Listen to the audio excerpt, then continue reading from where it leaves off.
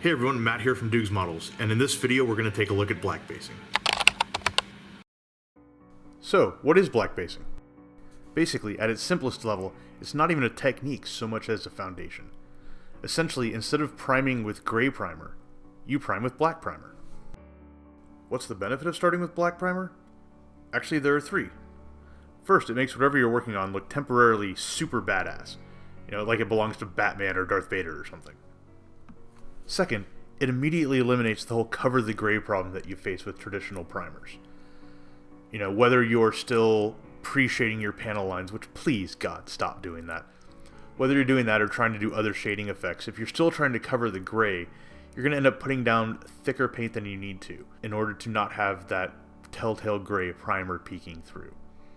When you use a black base instead, whatever you miss just becomes extra shading. When you have that kind of control over opacity and shading, one nice side benefit is that you actually end up using a lot less paint. Again, you're not trying to cover the gray, and so you can get by with literally a thimbleful of paint for a big 1/32 scale aircraft, as we'll see in just a minute. The third benefit of using black primer is that it sets you up for getting really good tonal variation across your entire paint surface. I see a lot of builds out there that are done in what I kind of call the Hasegawa house style, where it's just single uniform color applied, and it ends up looking like a plastic toy. And there's also, the overdone panel line shading crap, which looks like a different kind of toy that is going through a bit of a goth stage. If you look at, real tanks, real aircraft, even fake ones like X-Wings, there is a ton of tonal variation across the surface. If you look at a low-vis Tomcat or a P-47 in World War II, it's not just a single slab of paint more often than not, especially if it's been at the front for more than a day or two. Things get dirty, things get faded, things get stained, and so you have all kinds of different things going on the surface. It's not just in the panel lines, it's all over the place. And when you have a black primer and that sort of shading and opacity control built into what you're doing, you can get that sort of war-weary look a lot more easily, a lot more controlled than using other methods. But enough chit-chat. Let's get to what happens after the primer's down. The second step of the process is what I call the marble coat, and the goal here is to get a randomized, marbled coat, as opposed to a uniform plane of paint. For this demonstration, I'll be using my 1/32 scale Italeri F104S. As you can see, it's been masked and it's already been primed with Gunn's Mr. Finishing Surfacer 1500. And now it's ready for the gray portion of its upper camo. To get closer to the reference photos, I've decided to mix my own gray, using Gunn's C305 cut with C337 to both lighten it and add some subtle blue tones. Now for this process, I much prefer working with Gunn's, Tamiya, or Mr. Paint paints. They all share a couple of similar qualities. They thin down extremely well, and they kick ass at spraying small. Now, for the marble coat, you really don't need all that much paint. As you can see, I use tiny tattoo ink cups. To these I add a bit of paint, then top it off with Gunn's Mr. Leveling Thinner. Generally, I started about a 2-to-1 ratio of thinner to paint, and then thin from there. But it's one of those things that I tend to eyeball more than anything else. So now that we're loaded up, it's time to paint. Now the key with the marble coat is to work small and to work randomly.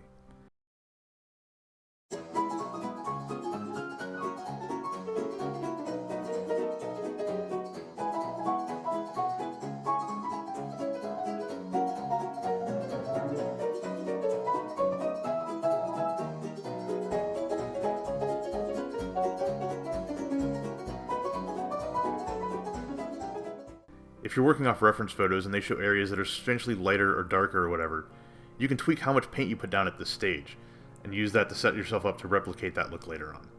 The key, though, is to work small, not try to set up any sort of patterns or anything, keep it random, and take your time.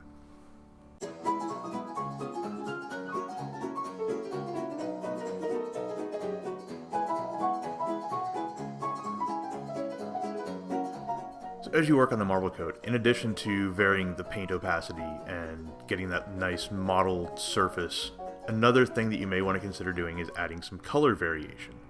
So with this F104, there are some patches that definitely show some lighter and some darker areas. So what I'm going to do is I'm going to use some Mr. Paint Medium C Gray to apply some lighter tones.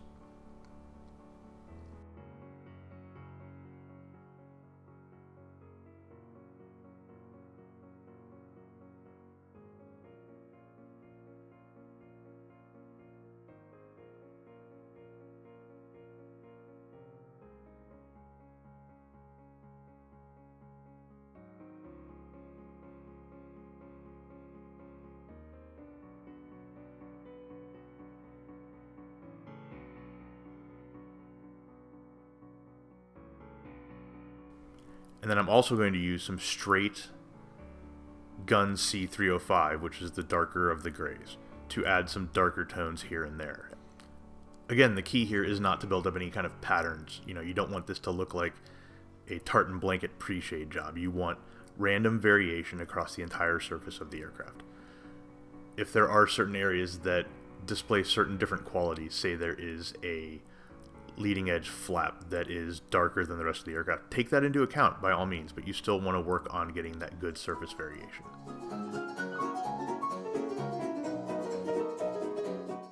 So at this point, the marble coat is done, and as you can see, it looks pretty gnarly. But don't worry, it's supposed to look like that. Now we're going to blend it in with a nice thin coat of paint.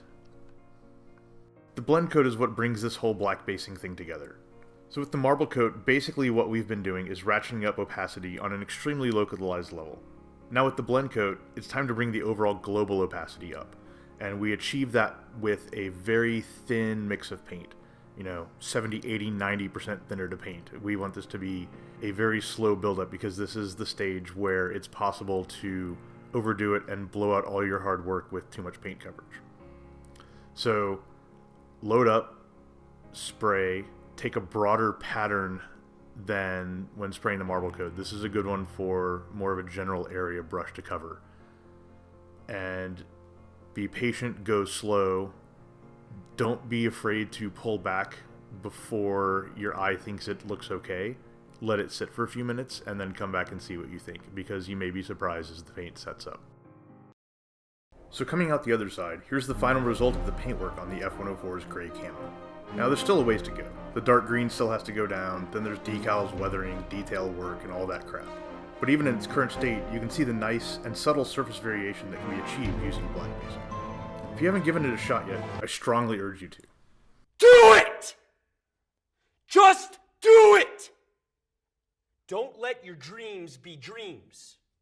Yesterday, you said tomorrow. So just do it! Make your dreams come true!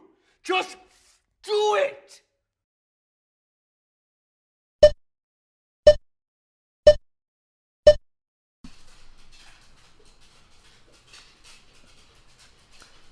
The dogs are on fucking parade.